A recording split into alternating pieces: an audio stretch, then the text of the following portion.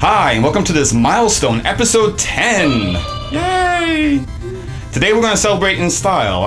As you can see, I'm dressed business casual. I've got a big boy drink, and I have a balloon. So sit back and relax and enjoy the celebration on today's adjective episode of Forgotten TV Show.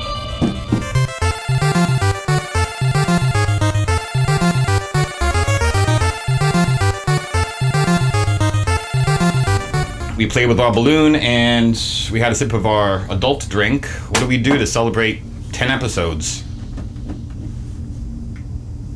How about we look at 10 Atari games for the 2600? Why not? 1, 2, 3, 4, 5, 6, 7, 8, 9, 10. 10, 9, 8, 7, 6, 5, 4, 3, 2, 1. Spider-Man, released in 1982 by Parker Brothers, was the first video game based on a Marvel character. Spider-Man's goal is to reach the top of the tower and disarm the Green Goblin's giant bomb. To do this, you have to climb the building using your web. You have a limited amount of web fluid, but it can be replenished by capturing the window henchmen and the tiny bombs. Don't get too vigilant, however. If you capture too many, the Green Goblin arms the bomb, which detonates a short time later. Spider-Man has some serious problems keeping himself on the building. Attempting to latch onto any empty spot will send him hurtling to the ground, and since the scaffolding is like 80% empty space, you'll likely be getting well acquainted with the impartial cruelty of gravity. That being said, Parker Brothers could certainly have done worse with a Marvel license. It's quite fun, sometimes. Released in 1983, Activision's pressure cooker was designed by, appropriately enough, Gary Kitchen. You're a burger-making short-order cook who has the world's most needlessly convoluted condiment dispenser at his disposal. Using the chart at the bottom of your screen, you have to make the burgers as ordered by catching the correct toppings and properly volleying back unneeded ones, Pong style. Once you have a completed burger, grab the top and put it in the correct color slot. Fill all the orders and triumphantly pat yourself on the back. It seems incredibly easy until you start getting orders with multiple toppings while unnecessary decoy condiments are being whipped at you. Making mistakes cost you performance points. Lose them all and you're fired. Keeping up with the burger's slow march to doom while paying attention to the orders, while simultaneously minding the malfunctioning Foodoraka cycle on the right there, is what makes this game so challenging. Those who need to stop walking in order to chew their gum need not apply. Barely based on the 1966 movie, 20th Century Fox's Fantastic Voyage is a vertical shooter where you play the role of a microscopic ship on a mission to clear your patient's artery of a blood clot. As you travel down the body's blood highway, you need to pay heed to the different abstract shapes on your screen. Things like defense cells can be shot, while red blood cells must be entirely left alone. And letting bacteria pass is like an internal groin kick to your patient. Your job is to get to the blockage, unload on it, and move on to the next patient. Your ship can handle any misadventure, but your patient's health, represented by the electrocardiogram, cannot. Too many bad moves and he'll flatline, and that means game over. If you're at all curious on how internal medicine will work in the distant future, pop in a copy of Fantastic Voyage and get to work, Dr. Space Pilot. Yar's Revenge was a nifty little shooter by Howard Scott Warshaw and is one of the cornerstones in any respectable 2600 library. For a simple shooter, the game had a very extensive backstory that was laid out in the included comic book. Essentially, the Yars are avenging the destruction of one of their planets, and they're taking out their aggression on the nearby Coteal that surrounded itself with a flimsy red shield. Chip away at it while avoiding that lackadaisical missile over there by either hanging out in a neutral zone or just moving over slightly. Watch out when the Coteal is about to turn into a spiral, even though you're given adequate warning when it's doing so. Get in the Coteal's face to activate the Zorlon cannon, fire, and get out of the way. Score a hit and the screen turns into a dance party of destruction. Now do it again. Kool-Aid Man, released by Mattel under the M Network label, was a promotional giveaway originally obtainable by mailing in Kool-Aid proofs of purchase, but soon thereafter was sold as a regular retail item, for those who would rather forego the diabetes. You play as a pitcher of Kool-Aid on a mission to quench thirst. Those little balls are called thirsties, and they run back and forth knocking you around the screen. When they're parched, they'll attempt to drink the swimming pool bone dry. That's when you can swoop in and give them a drink. There are 3 different kinds of power-ups, and they all do exactly the same thing. Turn you into the invincible Kool-Aid Man for a few seconds. Not a very good game by any means, but I kind of enjoy it in a popping bubble wrap sort of way.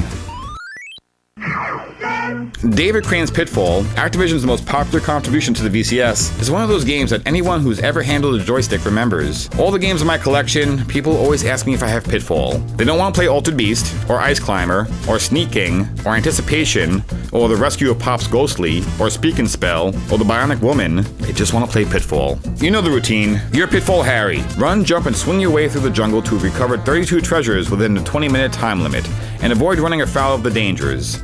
But really, Pitfall is so much more than just a great video game. It was proof that there was plenty of life left in the Atari hardware. So let's save this one for when I could give it the attention it deserves.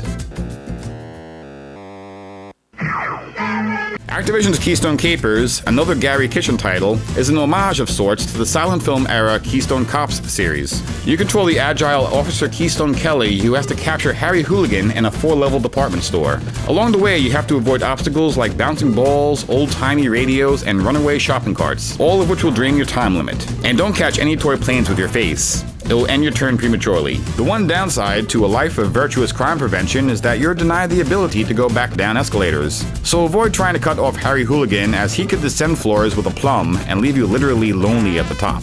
It's a fast-paced title that's quite colorful with all its colors, but I do find it to get a bit monotonous at times. But still, solid! The arcade game Berserk was known for two things: its innovative synthesized speech and being indirectly linked with the heart attack deaths of two men in their late teens. What the home version lacks in sound effects and body count, it makes up for with solid gameplay. As the last survivor on the planet Mazian, you are perpetually hunted by the deadly Automasians?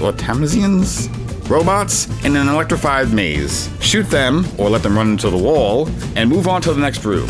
And on higher skill levels, that happy fun ball known as Evil Otto will take chase after you if you don't exit with at least a modicum of haste. The robots seem really dumb at first, but become more aggressive the longer you survive. Don't be fooled. Even though your legs run at 100 miles per hour, the rest of you moves at a rather leisurely pace. So planning ahead is essential for a high score worthy of bragging about on Facebook.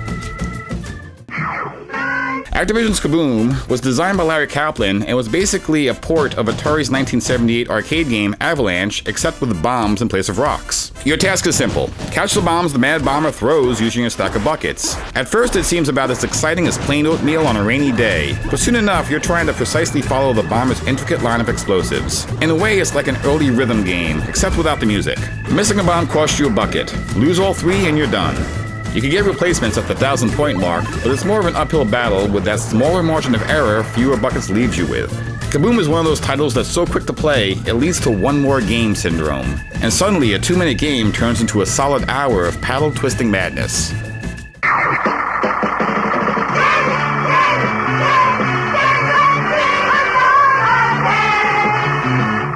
I don't know why I picked Krull. I was never terribly fond of this game. Krull is based on the 1983 science fiction movie of the same name. I've never seen it, but I've heard it's rather faithful to the source material. First, you have Colwyn fight off the alien horde before they kidnap your bride Lissa.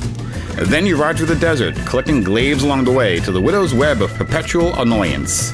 Get to the cocoon, find the location of the Black Fortress, get back on your horse, pick up more glaives if possible, try to knock down the wall while avoiding the beast's fireballs, lose all your glaives in the process, exit, go back on your horse, do that pain-in-the-ass web thing again, find a new location, oops, it's past sunrise, the location changed, go back to the Widow's Web, find a new location, go back, lose your glaives again during the battle, etc., and so forth. I'm told if you manage to break the wall down, the princess comes and gives you a fireball to defeat the beast. But I'm terrible at this game, and when my punishment for failure is more of that annoying spiderweb minigame, I have no desire to get better at it. It's an ambitious title, no doubt about that, but not terribly engaging. So that's it. 10 episodes in the can. Let's drink to 10 more episodes. Oh, it's clearly just iced tea.